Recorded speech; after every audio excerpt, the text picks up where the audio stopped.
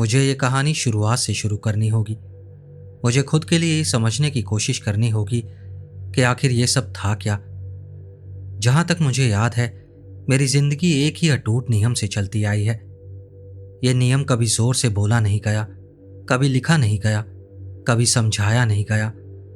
ये वो नियम था जो मैंने सीखा, एक सजा जैसी खामोशी में, पिता की तेज चेतावनी भरी नजरों से और उस घुटन भरे माहौल से जिसे आप अपनी त्वचा पर महसूस कर सकते हो। नियम सीधा था, हम उन्हें स्वीकार नहीं करते। वो मेरी माँ थी, वो हमारे साथ उसी घर में रहती थी। वो उतनी ही असली और मौजूद थी जितनी वो डाइनिंग टेबल जहां हम हर रात बैठते थे, या वो सीढ़ियां जिनसे मैं अपने कमरे तक जाता था।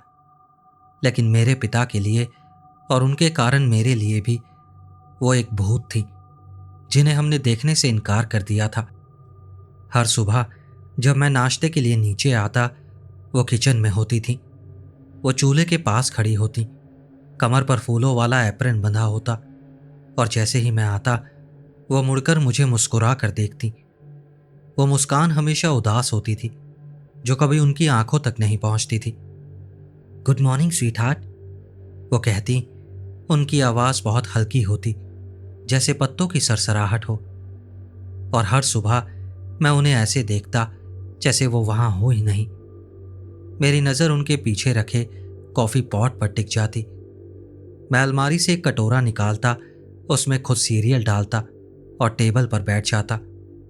मेरे पिता पहले से ही वहां बैठे होते थे, अखबार के पीछे छिपे हुए, एकदम चुप, जैसे कोई पत्थर की मूर्ति हो। वो हल्का सा सांस छोड़ती, एक बहुत ही धीमी टूटी हुई आवाज में, और हमारे बीच टेबल पर तीसरी प्लेट रख देती। स्क्रैम्बल्ड एग्स या पैनकेक्स, हमेशा परफेक्ट बने हुए और हमेशा ठंडे होने के लिए छोड़ दिए गए।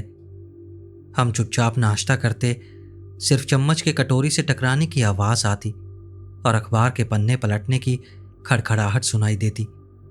वो तीसरी प्लेट वहीं पड़ी रहती, हमारी इस सामूहिक झूठी की गवाही देते हुए, जैसे हम पर कोई इल्जाम लगा रही हो। वो अपनी कुर्सी पर बैठ जाती, हाथ गोद में रखती, हमें जाते हुए देखती। उनके चेहरे पर उम्मीद और बेबसी साफ दिखती थी। कभी कभी वो बात करने की कोशिश करती। लगता है आज बारिश हो सकती है, वो धीरे से कहती। उनकी आवाज हल्की सी कांपती। तुम स्कूल में छाता ले जाना मत भूलना। मेरे पिता बस अखबार का पन्ना पलट देते। उसकी खड़खड़ाहट उस खामोश कमरे में बहुत तेज और ठंडी लगती, और मैं जानबूझकर जोर से सीरियल खाता, उसके क्रंच की आवाज सुनता ताकि उनकी आवाज से ध्यान हटा सकूं। कुछ देर बाद वो चुप हो जाती, उनके चेहरे से उम्मीद धीरे धीरे गायब हो जाती और पीछे रह जाती वही पुरानी गहरी उदासी। रात का खाना भी बिल्कुल ऐसा ही होता था। वो पूरा खाना बनाती जिसकी खुशबू पूरे घर में फैल जाती। रोस्टेड चिकन या ताज़ा बेक हो रही ब्रेड की महक आती। वो टेबल पर 3 लोगों के लिए पूरी सेटिंग लगाती, नैपकिन और चम्मच कांटों के साथ। मैं और मेरे पिता बैठ जाते और वो हमें बहुत सहज हरकतों के साथ खाना परोसती। फिर वो खुद बैठती, अपनी प्लेट भरती और हमसे बात करने की कोशिश करती। आज काम कैसा रहा, वो मेरे पिता से पूछती। वो बस एक हल्की सी आवाज निकालते और अपना ध्यान प्लेट में रखे मीट को बिल्कुल बराबर टुकड़ों में काटने पर लगाए रखते। और स्कूल, तुम्हारा स्कूल कैसा था? आज तो तुम्हारा टेस्ट था ना, वो मुझसे पूछती। मैं कुछ अधूरा सा जवाब बड़बड़ाता। मेरी नज़र प्लेट पर ही टिकी रहती और मैं जल्दी जल्दी खाना मुंह में भरता ताकि बात ना करनी पड़े। ये पूरा दिखावा दम घोटने वाला था। ये एक लगातार चलते रहने वाला, थका देने वाला नाटक था। हर एक दिन एक रिहर्सल भी था और एक लाइव शो भी, जिसमें हम दिखाते थे कि ये औरत, मेरी अपनी माँ, हमारे लिए एग्जिस्ट ही नहीं करती। मैं ऐसे घर में बड़ा हुआ जहाँ 3 लोग थे, लेकिन मुझे ऐसी दुनिया में पाला गया जहाँ सिर्फ 2 को ही माना जाता था। सालों तक मैंने बस इसे मान लिया था। बच्चे सबसे अजीब चीज़ों को भी नॉर्मल मान लेते हैं, क्योंकि उन्होंने कभी कुछ और देखा ही नहीं होता। सूरज उगता है, आसमान नीला होता है और हम माँ से बात नहीं करते। बस ये जिंदगी का एक सच था। मैंने खुद को सिखा लिया उन्हें अनदेखा करना, अपनी नज़र के किनारों पर उन्हें धुंधला कर देना। वो बस बैकग्राउंड का हिस्सा बन गई, जैसे दीवार पर लगी कोई पेंटिंग हो जिस पर अब ध्यान ही नहीं जाता। लेकिन जैसे जैसे मैं बड़ा हुआ, अपनी लेट टीन्स और फिर शुरुआती 20s की उम्र में पहुंचा, ये स्वीकार करना धीरे धीरे कुछ और बनने लगा। पहले उलझन थी, फिर एक गहरा अंदर से कचोटने वाला अपराध बोध हुआ। मैंने उन्हें सच में देखना शुरू किया।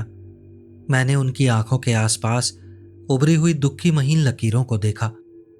मैंने देखा जब हम उन्हें नज़रअंदाज करते तो उनके कंधे कैसे झुक जाते और कैसे वो कभी कभी गुजरते हुए मेरे पिता की कुर्सी को हल्के से छूती, जैसे किसी स्पर्श की चाह हो जो कभी पूरी नहीं हुई।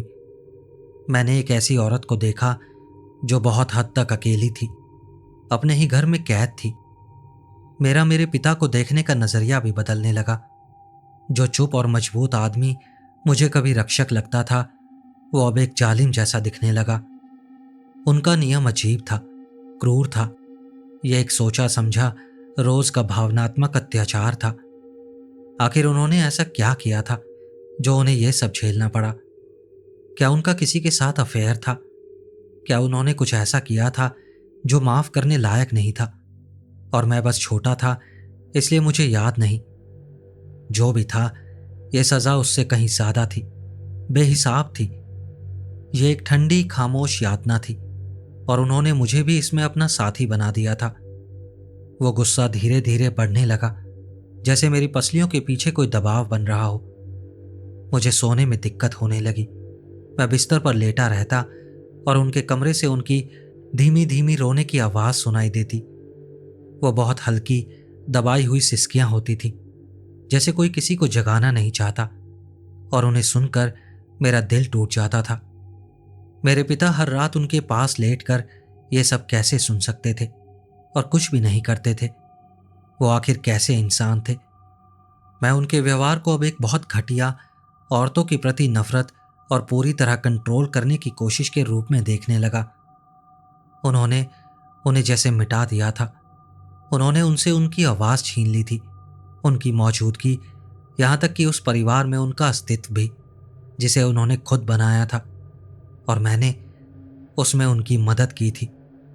हर खामोश नाश्ता, हर अनसुना सवाल, मैं खुद उन पर और दबाव बढ़ा रहा था। और फिर वो आखिरी हद पिछले मंगलवार को आई। वो एक बारिश वाला दिन था, ऐसा दिन जब पूरी दुनिया धुंधली और भारी लगती है। मैं लिविंग रूम में बैठा पढ़ने की कोशिश कर रहा था, लेकिन शब्द पेज पर तैरते हुए से लग रहे थे। वो अंदर आई और खिड़की के पास खड़ी होकर कांच पर बहती बारिश को देखने लगी। वो मुझसे बात करने की कोशिश नहीं कर रही थी, वो बस खड़ी थी, उस दुनिया को देख रही थी जिसका वो हिस्सा थी, लेकिन जैसे उसे छू नहीं सकती थी। फिर वो धीरे धीरे गुनगुनाने लगी, एक बहुत ही साधारण उदास सी लोरी गाने लगी। वो धुन कुछ जानी पहचानी सी लग रही थी, जैसे कोई आधा याद सपना हो। मेरे गले में कुछ अटक सा गया। मैं खिड़की के काले शीशे में उनका अक्स देख रहा था। बाहर तूफानी हवा में झूलते पेड़ों के सामने वो एक धुंधली सी परछाई लग रही थी। उनके कंधे बहुत हल्के हल्के कांप रहे थे। वो फिर से बिना आवाज के रो रही थी। तभी मेरे अंदर कुछ टूट गया। सालों को जमा हुआ अपराध बोध, अंदर ही अंदर पलता विरोध, और उस औरत के लिए प्यार जिसे मुझे जानने की इजाजत नहीं थी, सब एक साथ बाहर आ गया। ये गलत था।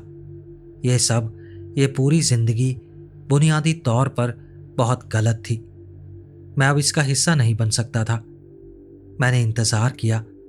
मैंने तब तक इंतज़ार किया जब तक मैंने अपने पिता की कार को ड्राइववे से निकलते हुए नहीं सुन लिया। वो एक हार्डवेयर स्टोर जा रहे थे।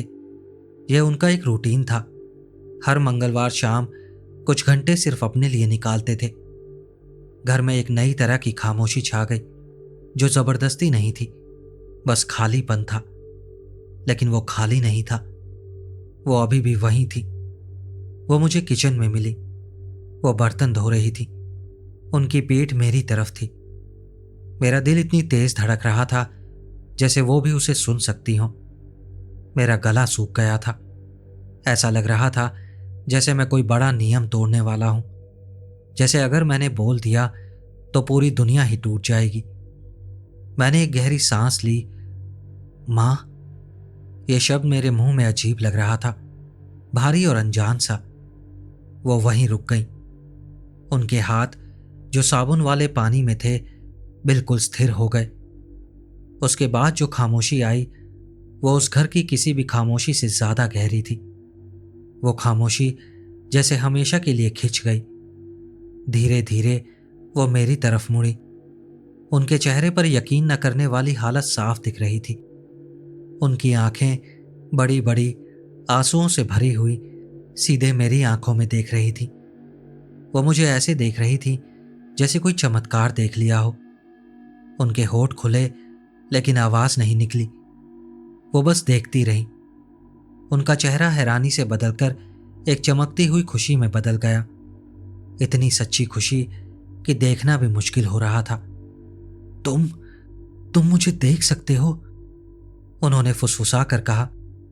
उनकी आवाज भावनाओं से भरी हुई थी। एक आंसू उनकी गाल पर बहता हुआ नीचे आया। ओ मेरे प्यारे बेटे, आखिरकार तुम मुझे देख सकते हो। उनकी बातें मुझे समझ नहीं आ रही थी। वो अजीब सी लगी, जैसे इस सिचुएशन में फिट नहीं बैठ रही थी। मैं एक कदम आगे बढ़ा। आप क्या कह रही हैं? मैंने कहा। मेरी आवाज भी कांप रही थी। मैंने हमेशा आपको देखा है। मैं आपको हर दिन देखता हूं। उनके माथे पर उलझन आ गई, लेकिन उनकी मुस्कान नहीं गई, जैसे वो उसे छोड़ ही नहीं सकती थी। लेकिन तुमने कभी कभी मेरी तरफ देखा ही नहीं। तुमने कभी बात नहीं की। वो पापा, मैंने कहा। वो शब्द मेरे लिए जहर जैसा लग रहा था। ये उन्हीं की वजह से था। उन्होंने मना किया था। यह उनका नियम था। मैं तो बच्चा था, डर गया था। मुझे समझ नहीं आया कि क्या करूं। लेकिन अब मैं बच्चा नहीं हूं और ये गलत है। जो आपके साथ कर रहे हैं वो गलत है। उनके चेहरे पर समझ आने का भाव आया और उसके पीछे वही पुरानी उदासी की परछाई थी। उन्होंने आगे बढ़कर मेरा हाथ पकड़ लिया। उनकी त्वचा ठंडी थी, हैरानी वाली ठंडी, जैसे किसी तहखाने में रखा हुआ कोई पत्थर हो। लेकिन उनकी पकड़ मजबूत थी, बिल्कुल असली थी। तुम्हारे पिता, उन्होंने कहना शुरू किया, लेकिन उनकी आवाज धीमी पड़ गई। उन्होंने बहुत कुछ झेला है। वो वही करते हैं जो उन्हें सही लगता है। लेकिन अब सब ठीक है। ये हमारा राज रह सकता है ना? बस हमारे बीच। मैंने सर हिला दिया। मेरा गला इतना भारी था कि मैं बोल नहीं पाया। जो सुकून मुझे मिला वो बहुत बड़ा था, जैसे मैं पूरी जिंदगी सांस रोक कर बैठा था और अब पहली बार मुझे सांस लेने की इजाजत मिली थी। हम काफी देर तक वहीं खड़े रहे, किचन की खामोशी में, बस एक दूसरे का हाथ पकड़े। उन्होंने मुझे बताया वो मुझसे कितना प्यार करती हैं, कैसे उन्होंने मुझे बड़े होते देखा और उन्हें मुझ पर गर्व है।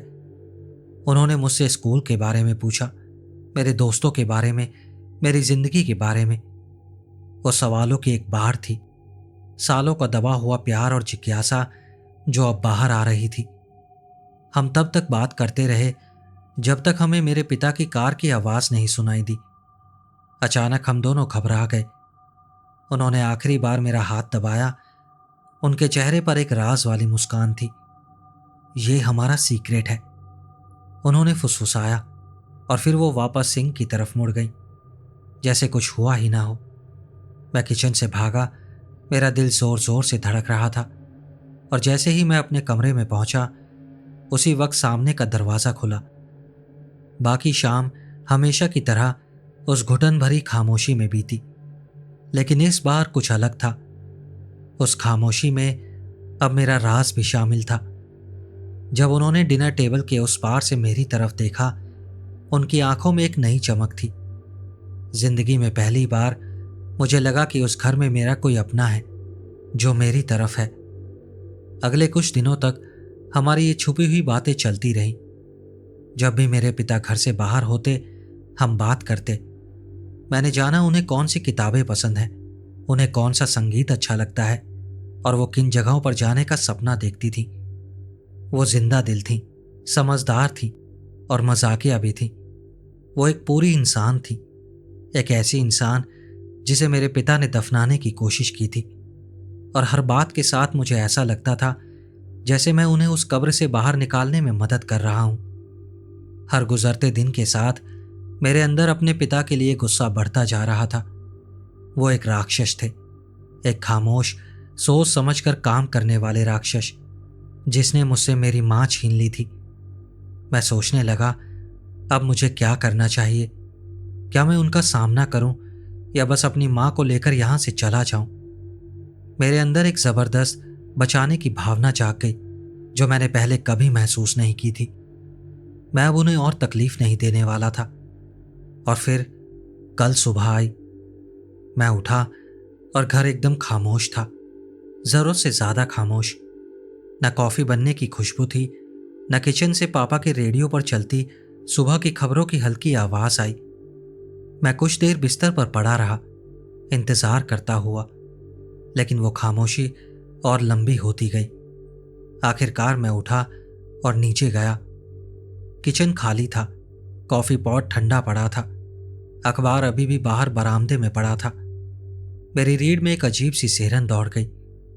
मैंने नीचे का पूरा हिस्सा चेक किया, कोई नहीं था। मैं ऊपर गया और उनके बेडरूम के दरवाजे पर दस्तक दी, लेकिन कोई जवाब नहीं आया। मैंने धक्का देकर दरवाजा खोल दिया। कमरा खाली था, बिस्तर बिल्कुल सलीके से लगा हुआ था।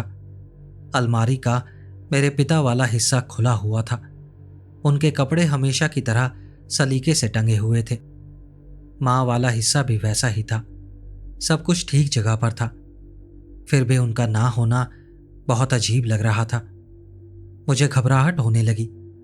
मैंने गैरेज चेक किया, पापा की कार नहीं थी। पहला ख्याल आया, शायद वो जल्दी काम पर निकल गए होंगे, लेकिन वो कभी ऐसे बिना बताए नहीं जाते थे। और माँ कहाँ थी? क्या वो उन्हें कहीं ले गए थे? इस ख्याल ने मेरे अंदर डर की एक लहर दौड़ा दी। क्या उन्हें हमारे राज के बारे में पता चल गया था? पूरा दिन मैं बढ़ती हुई घबराहट में बिताता रहा। मैंने पापा के फोन पर दर्जनों बार कॉल किया, हर बार सीधा वॉइसमेल पर चला गया। मैंने उनके ऑफिस फोन किया, उनकी सेक्रेटरी ने बताया वो आज आए ही नहीं, जो पहले कभी नहीं हुआ था। मुझे समझ नहीं आ रहा था माँ के लिए किसे फोन करूं। उनके पास कोई फोन नहीं था, उनके कोई दोस्त भी नहीं थे, कम से कम मुझे तो नहीं पता थे। उनकी पूरी दुनिया हमारे घर की चार दीवारों के अंदर ही थी। शाम तक मैं पूरी तरह घबरा चुका था। मैं खाली कमरों में चक्कर काट रहा था। घर की खामोशी मुझ पर हावी हो रही थी। क्या पापा ने उन्हें चोट पहुंचाई है? क्या वो उन्हें कहीं ले गए हैं, उन्हें सजा देने के लिए या मुझे सजा देने के लिए? मेरे दिमाग में सबसे डरावने ख्याल घूमने लगे।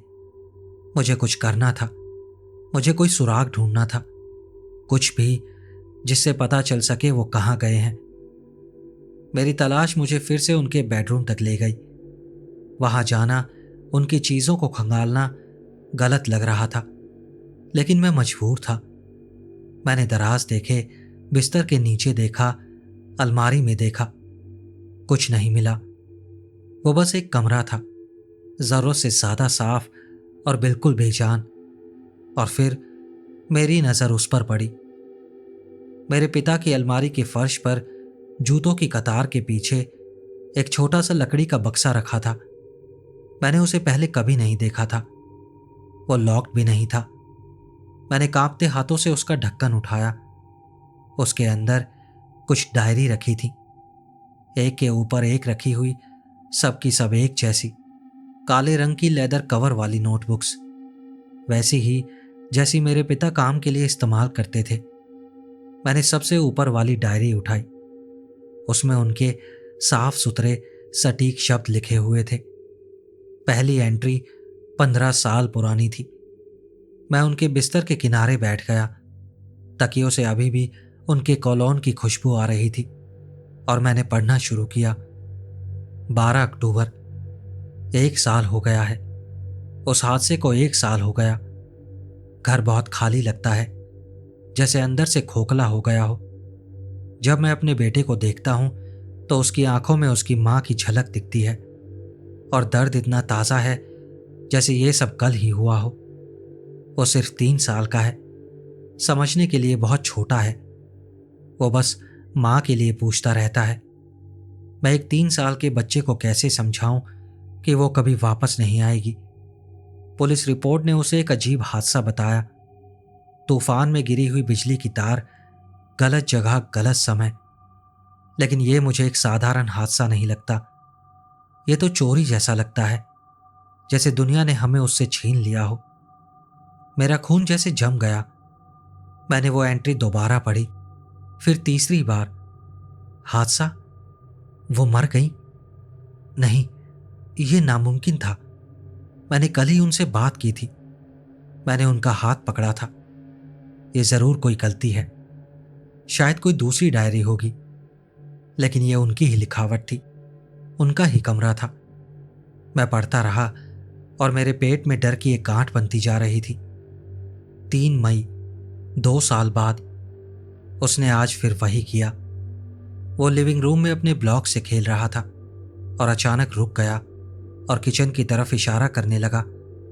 उसने कहा, मम्मा कुकीज बना रही हैं। मैं तुरंत किचन में गया। किचन खाली था।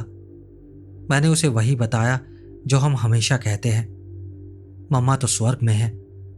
उसने बस सर हिलाया। नहीं, वो तो यही है, उसने कहा। और उसने उसका हुलिया बताया।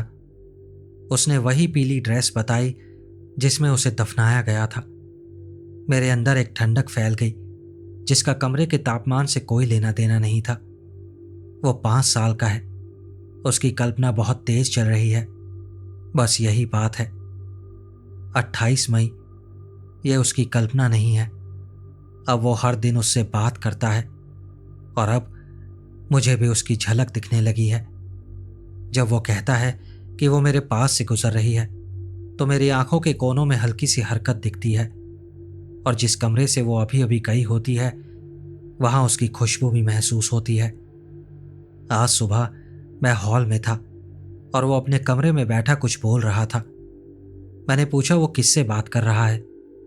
उसने कहा, मां से, वो मुझे गाना सुना रही हैं। और फिर मैंने भी कुछ सुना। दरवाजे के उस पार से बहुत हल्की आवाज आ रही थी, एक लोरी की आवाज, वही जो वो उसे गाकर सुनाती थी। मेरी उल्टी आने जैसी हालत हो गई। 15 जून, आज मैंने उसका सामना किया। मेरा बेटा सोफे पर बैठा था और अपने बगल की खाली जगह से बात कर रहा था। मैं दरवाजे पर खड़ा हुआ और मैंने उसका नाम लिया। मैंने उससे पूछा उसे क्या चाहिए। मेरा बेटा मेरी तरफ देखने लगा।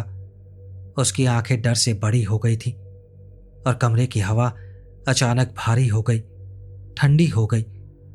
मेरे कानों पर एक दबाव बनने लगा।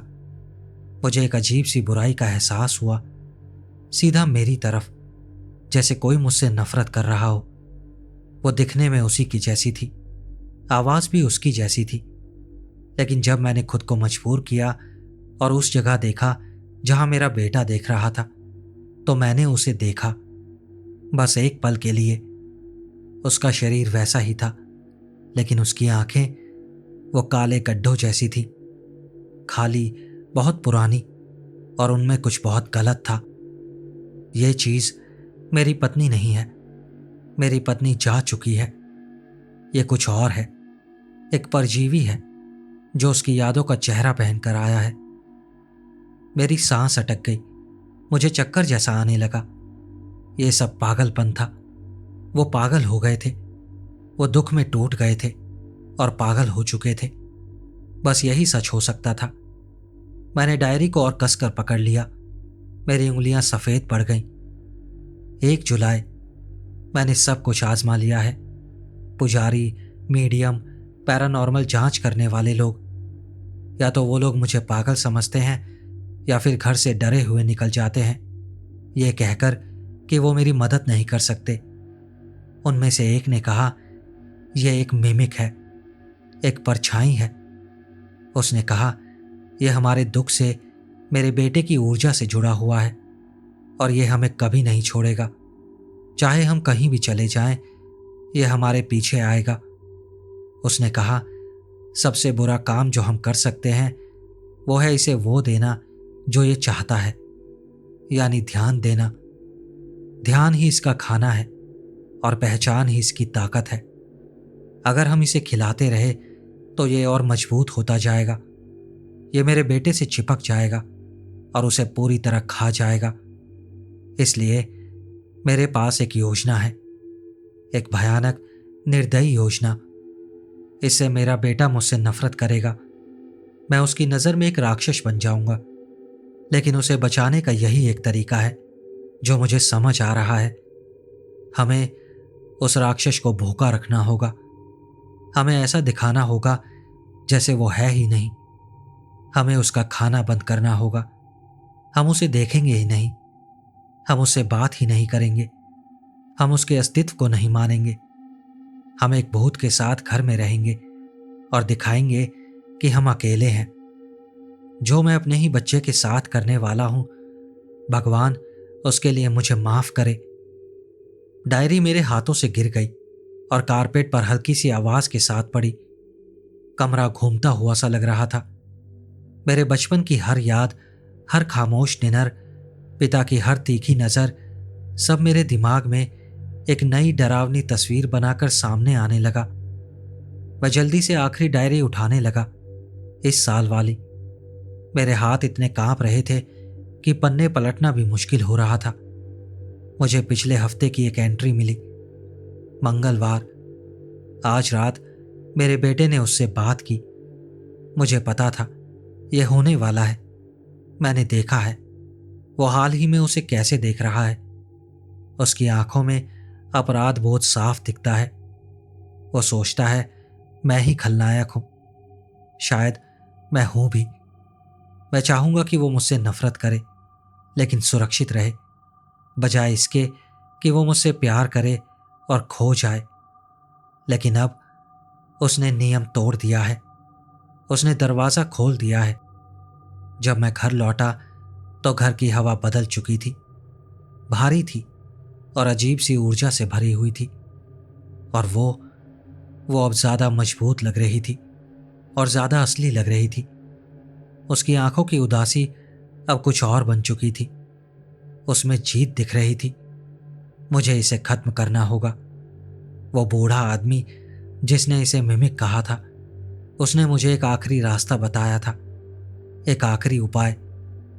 उसने कहा था अगर वो यहां पूरी तरह जड़ जमा ले, अगर वो इतना खा ले कि पूरी तरह मजबूत हो जाए, तो उसे बांधने का एक तरीका है। लेकिन इसके लिए बलिदान देना होगा, एक सौदा करना होगा, एक सहारे के बदले दूसरा सहारा। उसने कहा था इससे शायद मेरी जान चली जाएगी, लेकिन वैसे भी मैं कैसी जिंदगी जी रहा हूं, अपने ही घर में एक कैदी रखने वाला, अपने ही बेटे की नफरत झेलता हुआ। अगर उसे आजाद करने की कीमत यही है तो मैं ये चुकाऊंगा। वो फिर से उससे बात कर रहा है। मैं किचन से उनकी फुसफुसाहट सुन सकता हूं। मैं तुमसे प्यार करता हूं मेरे बेटे। मुझे उम्मीद है एक दिन तुम समझोगे और मुझे माफ करोगे। यही उस डायरी की आखिरी एंट्री थी। तो उनका गायब होना, उनकी कार का ना होना, वो उस रस्म को करने गए हैं, खुद की बलि देने गए हैं, मुझे उस चीज से बचाने जो उन्होंने कहा था मेरी मां का रूप लेकर आई है। मेरा खून जैसे बर्फ बन गया। मैंने मां का हाथ याद किया जो मेरे हाथ में था। उनकी त्वचा कितनी ठंडी थी। मुझे उनके शब्द याद आए, अब तुम मुझे देख सकते हो। जैसे ये देखने की क्षमता मुझे कमानी पड़ी हो। मुझे डिनर टेबल के उस पार उनकी जीत भरी आंखें याद हैं। और तभी मैंने कुछ सुना। सीढ़ियों के नीचे से एक हल्की मीठी आवाज, एक गुनगुनाहट, वही अजीब सी धुन जो वो खिड़की के पास गुनगुना रही थी। नीचे हॉल में फर्श की लकड़ी चरमराई। फिर एक बार और मैं बिस्तर से झटके से उठा। मेरा शरीर बस अपने आप चल रहा था और मैंने तुरंत बेडरूम का दरवाजा अंदर से लॉक कर दिया। उस लॉक की क्लिक उस खामोशी में बहुत ज्यादा तेज सुनाई दी। मैं दरवाजे से पीछे हट गया। मेरा दिल ऐसे धड़क रहा था जैसे छाती फाड़ कर बाहर निकल जाएगा। मेरी आंखें पूरे कमरे में घूम रही थी, कोई रास्ता ढूंढ रही थी, जो था ही नहीं। खिड़की दूसरी मंजिल पर थी। अब उनके पैरों की आवाज सीढ़ियों पर सुनाई दे रही थी, जो धीमी और सोच समझकर की गई थी। वो पहले जैसी हल्की, लगभग बिना आवाज वाली चाल नहीं थी। इन कदमों में वजन था, एक असली मौजूदगी थी। वो अब ज्यादा मजबूत थी और उन्हें मैंने ही मजबूत बनाया था। गुनगुनाहट दरवाजे के ठीक बाहर आकर रुक गई। स्वीट हार्ट, उनकी आवाज, वो मेरी मां की आवाज थी, लेकिन अलग थी। उसमें एक अजीब सी चिपचिपी मिठास थी जो मेरी रूह तक सिरहाने लगी। क्या तुम अंदर हो? मैं बहुत परेशान हो गई थी। मैं उठी तो घर खाली था। मैं दीवार से चिपक गया, अपना मुंह हाथ से ढक लिया ताकि मेरी भारी सांसों की आवाज बाहर न जाए। मैंने तुम्हारे पिता से बात की, वो दरवाजे के दूसरी तरफ से बोली, लेकिन उनकी आवाज इतनी साफ थी जैसे वो बिल्कुल मेरे पास खड़ी हो। उन्होंने फोन किया था। उन्हें हर चीज का बहुत पछतावा है। उन्हें पता है कि हमें अलग रखना गलत था। मेरे दिमाग में बस एक ही आवाज गूंज रही थी, झूठ झूठ। वो जा चुके हैं, तुम्हें पता है, वो जा चुके हैं। उन्होंने कहा उन्हें बस कुछ दिन चाहिए अपना दिमाग साफ करने के लिए। वो मीठी आवाज फिर से बोली, लेकिन उन्होंने हमें अपनी इजाजत दे दी। वो चाहते हैं कि हम साथ में समय बिताएं, बस तुम और मैं। क्या ये अच्छी बात नहीं है? मैंने अपनी सांस रोक ली, मन ही मन दुआ करते हुए कि उन्हें लगे कि मैं यहां नहीं हूं और वो चली जाएं। मुझे पता है तुम अंदर हो, मैं तुम्हें महसूस कर सकती हूं, उन्होंने धीरे से कहा। चलो दरवाजा खोलो, मैं तुम्हारे लिए पैनकेक्स बनाऊंगी जैसे पहले बनाती थी। वो कभी मेरे लिए पैनकेक्स नहीं बनाती थी। प्लीज बेटा, मुझे फिर से इग्नोर मत करो। अब तो तुमने मुझे अपना लिया है। मैं यहां हूं, मैं तुम्हारा ख्याल रखूंगी। हम एक अच्छे परिवार बनेंगे। फिर कुछ पल की खामोशी छा गई, जो हर धड़कन के साथ और लंबी लग रही थी। फिर एक नई आवाज आई, हल्की सी धातु घिसने जैसी। दरवाजे का हैंडल हिलने लगा, पहले धीरे फिर ज्यादा जोर से। मेरी सांस गले में अटक गई। वो अंदर आने की कोशिश कर रही थी, सच में मुझे पकड़ने की कोशिश कर रही थी। मैं पीछे हटता गया जब तक मेरी पीठ ठंडी दीवार से नहीं टकराई। मेरी आंखें उस कांपते हुए हैंडल पर जमी थी।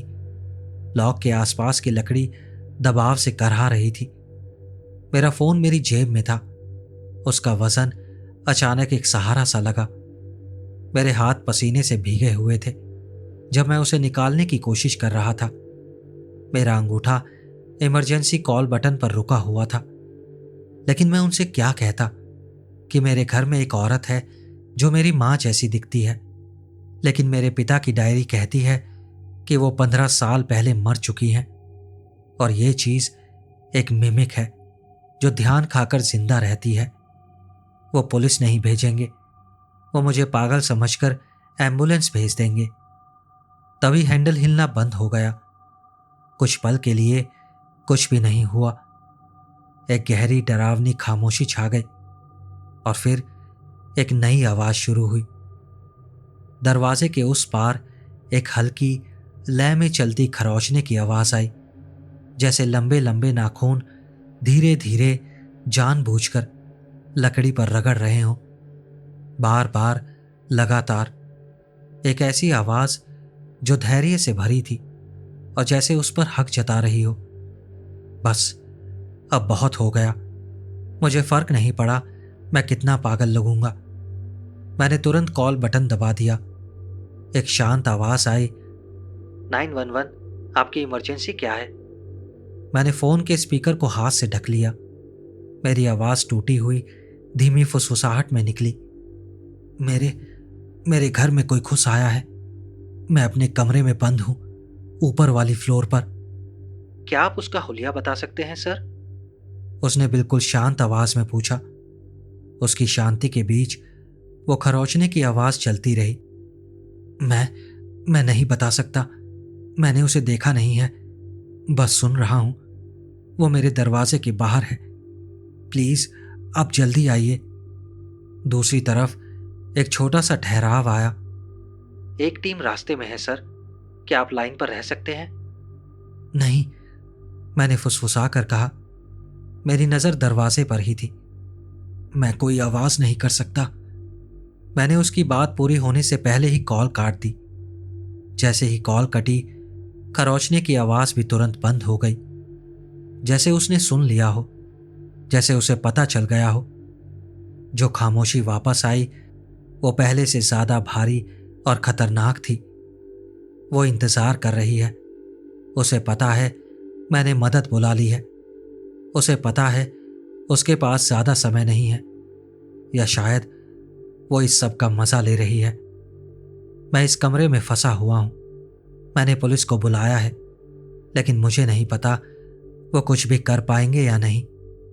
मुझे नहीं पता जब वो आएंगे तो क्या देखेंगे। क्या होगा अगर वो तब तक गायब हो गई? उन्हें मेरे पिता की डायरी मिलेगी। वो मेरी हालत देखेंगे और सोचेंगे कि मैं ही पागल हूं। लेकिन अब मैं बस उनका इंतजार ही कर सकता हूं। मैं ये सब जल्दी जल्दी अपने फोन पर लिख रहा हूं। मुझे चाहिए कोई तो मेरा सच जाने। मुझे चाहिए कि आप जानो कि मेरे साथ क्या हुआ।